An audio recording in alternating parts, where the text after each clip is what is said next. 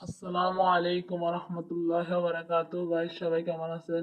আলহামদুলিল্লাহ, আল্লাহর রহমতে মনে হয় সবাই ভালো আছেন। আলহামদুলিল্লাহ, আমিও ভালো আছি। দেখেন, আজকে অনেক পুরোনো খাবার নিয়ে এসেছি।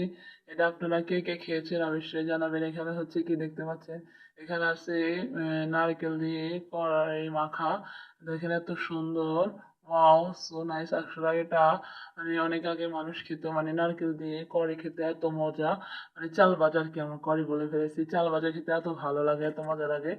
অবশ্যই জানাবেন যে আপনারা ছোটবেলায় কে কে চাল ভাজা দিয়ে নারকেল খেয়েছেন। আমার থেকে অনেক ভালো লাগে চাল ভাজা আর নারকেল দিয়ে, তার সাথে যদি একটু চিনি দেওয়া যায় তাহলে তো অসাধারণ। তাই আজকে আমরা চাল ভাজা দিয়ে চিনি দিয়ে মেখে খেয়েছি। আহ, আমি তাই মনে করছি যে এটা আসলে ছোটবেলায় আমরা সবাই খেতাম। মানে সবাই খেতাম কিনা জানি না, কিন্তু আমার অনেক ফেভারিট, তাই আমি একটু ভিডিও করছি। আর আপনারা কে কে খেয়েছেন অবশ্যই কমেন্ট করে জানাবেন। সবাই ভালো থাকবেন। আসসালামু আলাইকুম রহমতুল্লাহ।